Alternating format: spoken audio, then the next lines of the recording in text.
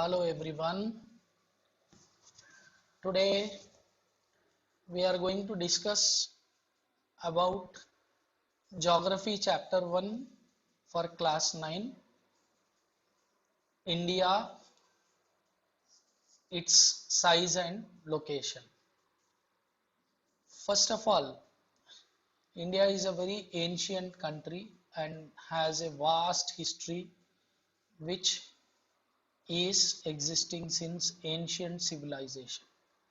And in the past few years, India has been developing in almost all the fields like agriculture, industry, and education, and all other fields also. So today we are going to learn about our country, its size, location, where it is located in the world, and all the things we are going to discuss. Now, what is the area of our country? Area of our country is 32 lakhs 87,263 square kilometers, that which contributes 2.42% of world's total land area. Six larger countries are there than our country, India. The larger countries, the six countries are Russia, Canada, USA, China, Brazil, and Australia.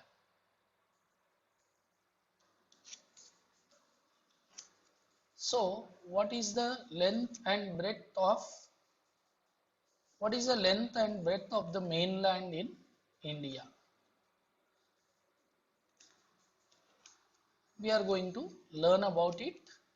Length and breadth of the mainland is from north to south, that is from Kashmir to Kanyakumari. Kanyakumari is in Tamil Nadu, that is 3,214 kilometers, and from west to east, that is from Arunachal Pradesh to Gujarat, it is 2,933 kilometers. Now, let us go regarding location of India. Location of India. India is completely existing in the northern hemisphere. It is in the northern hemisphere and it is located in southern part of Asia, bordering with Arabian Sea and the Bay of Bengal, between Burma and Pakistan. Burma means we call it as Myanmar. Myanmar. Burma is the old name of Myanmar and Pakistan.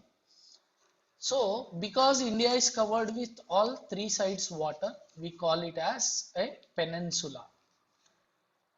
Geographic coordinates, that is 20 degrees north, 77 degrees east.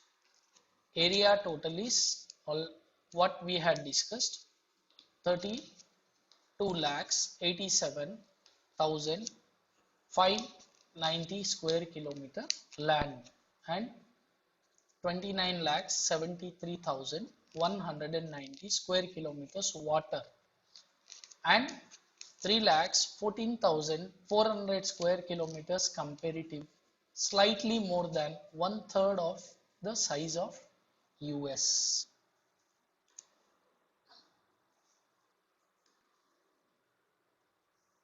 India is a vast country, as we discussed.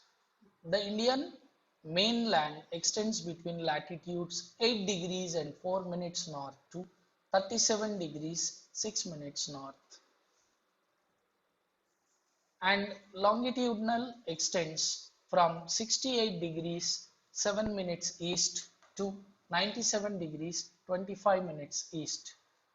And in the middle of our country, the Tropic of Cancer is passing, which is on 23 degrees 30 minutes north, divides the country into almost two equal parts. Because of this, we have lot of climatic different types of climates in our country. Climates, that's why we call it as subtropical time climate and tropical climate. So to the southeast and southwest of the mainland lies our islands, that is Andaman and Nicobar Islands and the Lakshadweep Islands. In situated Andaman and Nicobar Islands are situated in the Bay of Bengal, and Lakshadweep Islands are situated in the Arabian Sea. The landmass of India has an area of landmass. We have around 15,200 kilometers land boundary, and India's total area accounts for about 2.4% of the world geographical area. India has a long land boundary of about 15,200 kilometers and total length of coastline of the mainland including Andaman and Nicobar and Lakshadweep is 7,516.6 kilometers. The latitudinal and longitudinal extent of the mainland is about 30 degrees. East-west extent appears to be similar to that of the north and south extent. From Gujarat to Arunachal Pradesh, there is a time lag of 2 hours. What do you mean by time lag? Time lag is about the difference of the time, because from east to west we have so many longitudes passing through. So that's why there will be a time lag from east to west. That time lag is of 2 hours. So India being a large country, the time lag cannot be followed everywhere. Hence, we have set a standard time by which an imaginary line drawn on the center of the country, longitudinal center is taken, and the time along the standard meridian, we call it as standard meridian. We took it as standard meridian of India at a longitudinal extent of 82 degrees 30 minutes east, passing through Mirzapur, which is in Uttar Pradesh. Mirzapur is taken as standard time for the whole country. For example, for all the globe or all the countries, the standard meridian is called as the Greenwich meridian, what we call it as 0 degrees longitude, and that passes through England. So that's why it is taken as 0 degrees longitude. It is called as the GMT, Greenwich Meridian Time. So eastern side of GMT, that will have the time early, and the western side will have later. So there will be a time lag. If you go from the beginning of the east to ending of the west, it may reach, the time lag may be around almost 24 hours. That's why if we are in India, it is a particular date, that day will be the next day in United States of America. That is due to the time lag.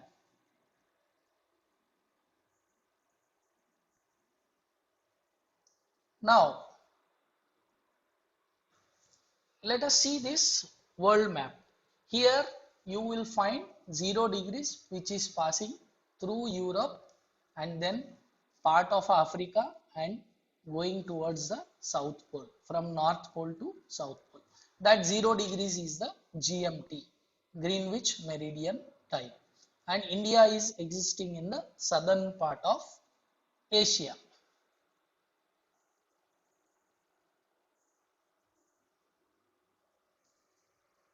So if we compare with the world, India and the world, the Indian landmass has a central location between East and West Asia. The Trans-Indian Ocean routes which connect the countries of Europe in the west and the countries of the East Asia provide a strategic central location to India. See, this Trans-Indian Ocean routes which connect the countries from the west to east. So India is in a strategic location, central location. They have to, all the ships or whatever waterways, they have to pass through India. So that's why India had a very strategic position and location right from the ancient times. So that's why India flourished, China flourished during the ancient times also, from Western countries, from Europe and other continents from the West. They used to come for the trade during ancient times, and they had a strategic plans and routes, as well as they used to check the climatic conditions and then travel. These merchants used to travel and they had fixed some routes. That's why we call them those routes as silk routes. Silk routes are the ancient routes developed by the Western and Middle East merchants who used to come to India and China to buy textiles, spices, then silk, then pottery, and then tea and other goods. So these merchants used to travel by land or by sea route. So these routes were called as silk routes. And even today, our air routes and sea routes are almost, they have been developed by using these silk routes only. India's contact with the world have continued through the ages, but her relationship through the land routes are much older than her maritime contacts. So land routes were very ancient old routes right from the civilization periods. The various passes across the mountains in the north have provided passages to the ancient travelers, while the oceans restricted such interaction for a long time. Oceans were always risky for the merchants to travel because it depends on the climatic conditions, and it used to take long time. For that, people used to try to travel through land only during ancient times. These routes have contributed in the exchange of ideas, commodities since ancient times. Not only ideas, commodities, they shared food, they shared knowledge, they shared education, they shared even diseases. Diseases also spread like this only. And the spices, then spices, muslin is a kind of cloth, textile, which was specially manufactured in India, and other merchandise were taken from India to different countries.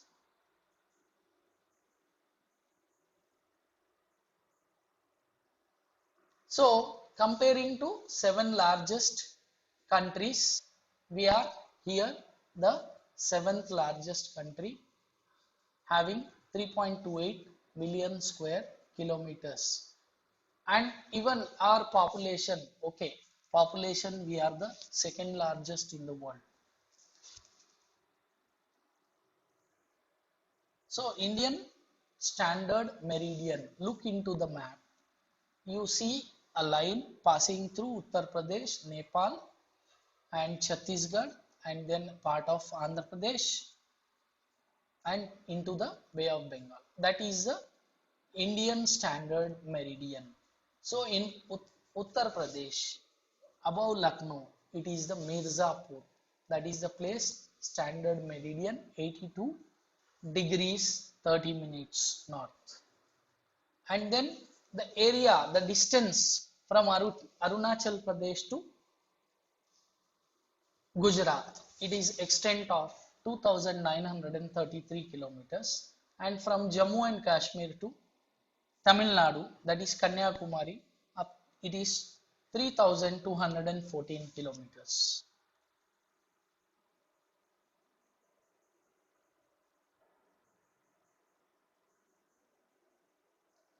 So now who are the neighbors?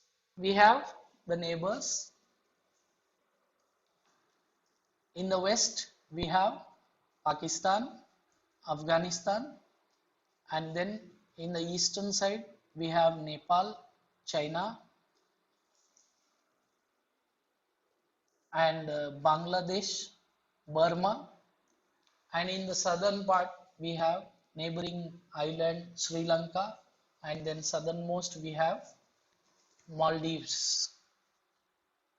India occupies an important strategic position in South Asia. India has many states, that is 28 states and 7 union territories.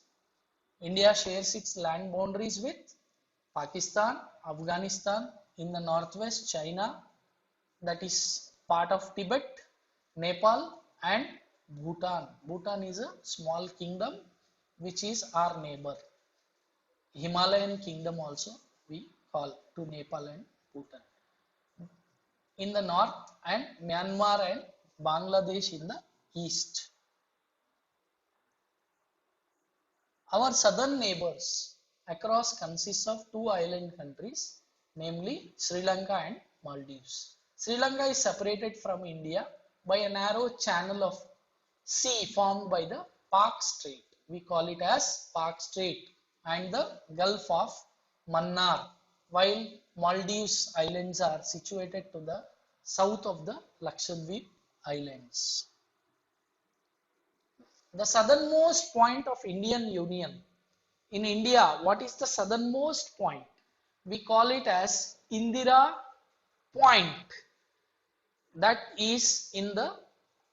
was situated in the Andaman and Nicobar Islands, and it got submerged under the sea water during a devastating tsunami which came in the year 2004.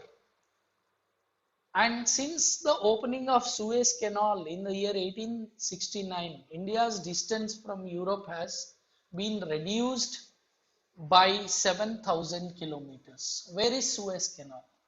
It is connecting Europe and Africa.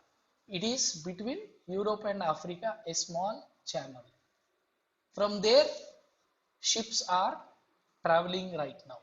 Before, when there was no Suez Canal, that is before 1869, the ships had to travel from Europe all round Africa, and then they have to enter from the Pacific Ocean to the Indian Ocean.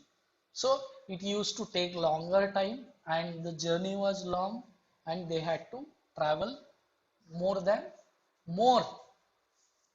And after opening of Suez Canal, it has reduced, the distance has been reduced almost more than 7,000 kilometers. So coming before 1947, before our independence, there were two types of states in India: the provinces and the princely states. Provinces were ruled directly by the British officials, who were appointed by the Viceroy. In turn, Viceroy was appointed by the Queen of England, because she was considered as the Empress of India. And princely states were ruled by the local hereditary rulers, or what we say kings, and they used to pay some taxes, and then they were acknowledged sovereignty by return for local autonomy by the British.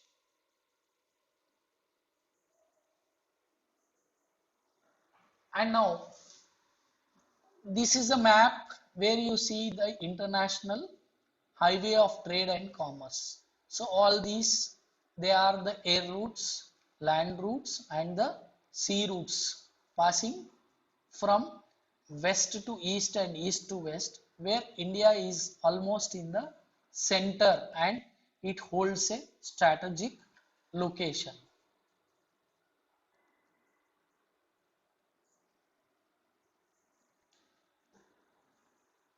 Thank you.